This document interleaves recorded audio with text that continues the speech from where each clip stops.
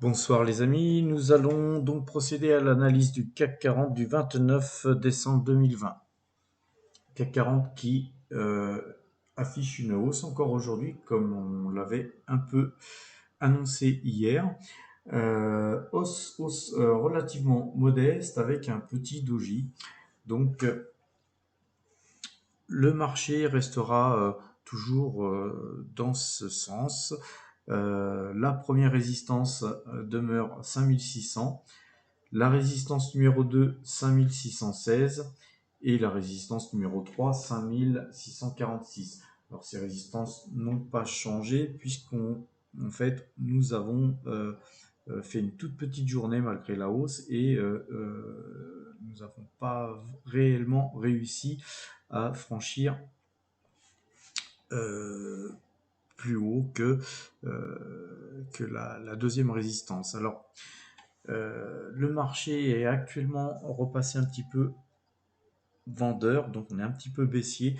Et là, si on regarde un petit peu les chiffres, là actuellement, après clôture, on est à moins 0,45%. Donc en gros, on est en train de reperdre tout ce que nous avions gagné. Donc on est en train de combler le gap. Et donc c'est une chose qui est saine, hein, de repartir sur si jamais le marché restait haussier, de repartir de plus belle après avoir comblé ce gap. Donc ça serait donc possible de revoir le marché repartir de plus belle demain matin. Et par contre, au cas où le marché continuerait à baisser, le point DMI est 5574, point sur lequel nous passerions vendeur si ce point était touché, pour un premier support à 5562, un deuxième support si celui-ci était franchi à 5542, et idem si celui-ci était franchi, dernier support à 5472. Donc, concernant la journée de demain, je pense qu'il faudra être assez prudent parce que déjà les volumes sont faibles et seront certainement très faibles demain. Et par contre, il est possible de voir ce marché continuer à évoluer en transaction intra-séance au-dessus de ce trend. Alors maintenant, on va voir un petit peu. On va effacer tout ça. On va voir un petit peu ce que nous dit Fibonacci. Donc on va tout simplement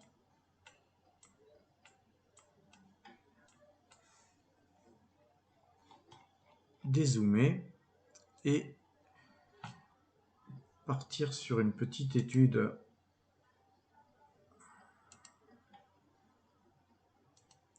pour faire un retracement Fibonacci comme on l'avait fait d'ailleurs dernièrement.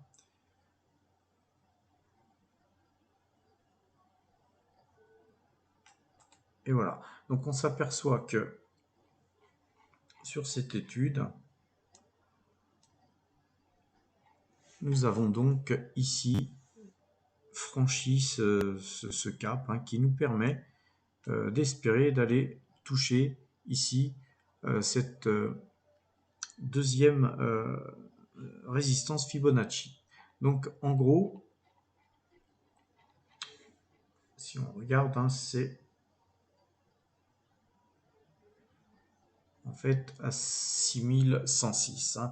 Alors on va essayer on va calculer en pourcentage combien ça nous ferait de pourcentage si on arrivait à ce point-là. Alors pour ce faire, nous allons aller dans prévision et on va se mettre sur le point bas ici et on va aller voir ce que ça nous donne si ce point là, voilà, était touché. Donc en gros, bon, on va rezoomer un peu pour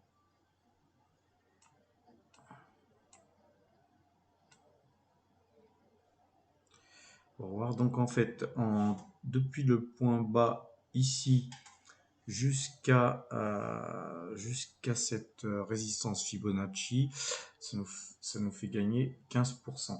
Maintenant, on va regarder, on va l'effacer et on va regarder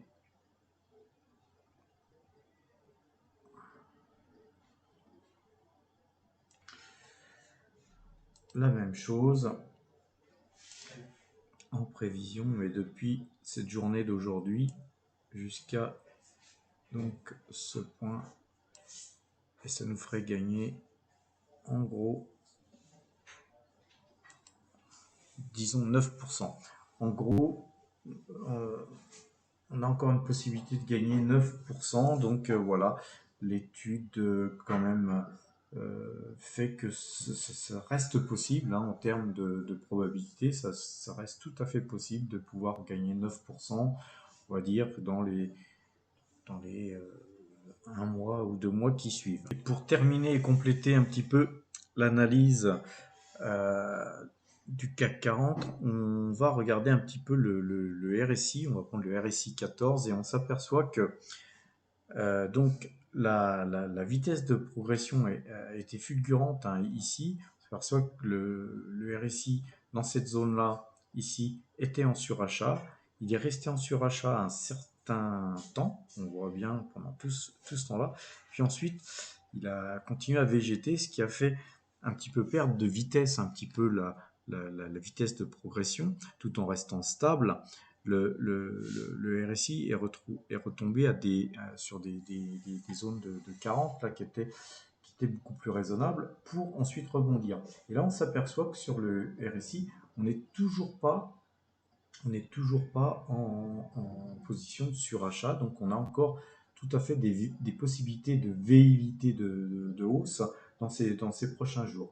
Par contre, après, il faudra réétudier, mais effectivement, là pour l'instant, il n'y a plus de surachat en tant que tel. Ce qu'on pourrait se dire, c'est qu'on pourrait très bien un petit peu repartir sur la théorie de dos, qui fait que ici, en théorie, on a eu une phase d'accumulation, et ensuite les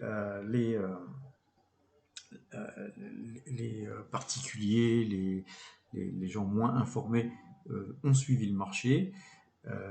Normalement, selon la théorie de dos, les gens initiés auraient dû prendre leurs bénéfices et on aurait dû voir le marché baisser. Toute cette phase d'accumulation aurait pu être prise en termes de bénéfices par les initiés. Ici, il y en a eu très peu et on a vu même que le marché a continué à monter et par contre, plus ou moins, reflète encore cette phase de palier ici. Et donc ça, c'est plutôt précurseur, encore une fois, d'une phase d'accumulation. Donc on a eu une phase d'accumulation, une deuxième phase d'accumulation, et là, certainement que la théorie de dos nous renvoie vers une phase expansive qui devrait nous amener, pourquoi pas, sur la zone des 6000 que je vous avais dont je vous avais parlé tout à l'heure. Et par contre, là, ici, effectivement, on devrait avoir ensuite la troisième phase qui serait une phase de prise de bénéfice. Donc, sur les 6000, il devrait, en théorie, avoir une phase de bénéfice. Ça, c'est la théorie de dos qui nous permet peut-être de l'imaginer, car effectivement le RSI nous laisse encore une phase de progression, pourquoi pas une phase expansive rapide, mais on surveillera de très près la tenue des marchés, notamment demain et surtout ces prochains jours, puisque demain sera certainement une petite journée. Alors concernant les valeurs, nous n'avons rien de spécial, hein. On a des petites variations, pas grand chose à dire sur notre première liste. Donc on va regarder un petit peu plutôt notre deuxième liste, voir s'il n'y a pas dans ces pépites quelque chose à ramasser, notamment sur New York. Voilà, le Bitcoin qui pose un peu, voilà, donc rien de spécial. Perso, je vais rien faire moi ce soir de plus. Et par contre, j'avais détecté une valeur qu'on va regarder ensemble, qui s'appelle Prosus. Alors, en fait, j'avais vu hier une sortie de Bollinger. On va regarder ça. Alors voilà, Prosus qui gagne 1,42%. Bon, j'ai rien fait là-dessus, mais en fait, je voulais tout simplement vous montrer que, en fait, voilà, on avait hier une sortie de Bollinger qui était magnifique, hein, un gap énorme. Là, donc, on pouvait jouer aujourd'hui, hein, la rentrée du, des cours dans la bande Bollinger. Bon, je ne l'ai pas fait, et puis je me pose pas mal de questions sur cette société. Et on s'aperçoit quand il y a des sorties de Bollinger, là on a vu une, deux, trois, quatre de suite, c'est phénoménal, hein. C'est des choses rarissimes. Et donc voilà, je voulais vous parler de cette société. Pourquoi? Tout simplement parce que c'est une société qui est plutôt une société technologique, mais un peu, on va dire, spéciale. Et surtout, l'intérêt de cette société, c'est qu'elle est pas mal dans la gestion des plateformes sociales, de contenu numérique et de l'exploitation de sites en ligne. Et donc, c'est une valeur intéressante. Et intéressante surtout parce que c'est une société qui détient 30% de l'action Tencent. Vous voyez, Tencent Holding Limited, ils ont plus de 30% euh, de, de participation dans Tencent. Donc plutôt que d'investir dans Tencent en Chine, ça peut être peut-être beaucoup plus safe d'acheter sur le marché européen. Donc, en tout cas, c'est côté Amsterdam. C'est une valeur qu'on peut suivre d'ores et déjà. Donc pour l'instant, je l'ai mise un petit peu en surveillance aussi. Je vous en reparlerai si je vois des trucs à faire dessus. Voilà. Sinon, je vous souhaite une bonne fin de soirée et à demain.